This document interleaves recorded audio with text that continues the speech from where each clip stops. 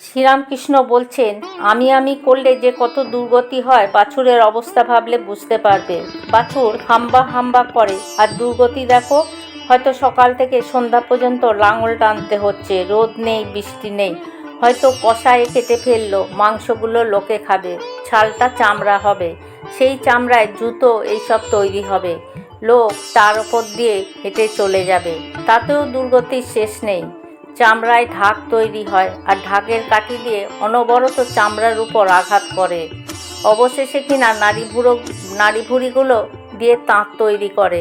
যখন ধুনুরি তাঁত তৈরি হয় তখন ধরবার সময় তুহু তুহু বলে, আর হাম্বা হাম্বা বলে না।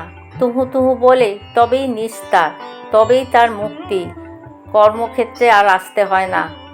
জীবও যখন বলে, হে ঈশ্বর, আমি কর্তা নই, তুমি কর্তা, আমি যন্ত্র, তুমি যন্ত্রী, তখনই জীবের সংসার যন্ত্রণা শেষ হয়, তখনই জীবের মুক্তি হয়, আর এই কর্মক্ষেত্রে আসতে হয় না।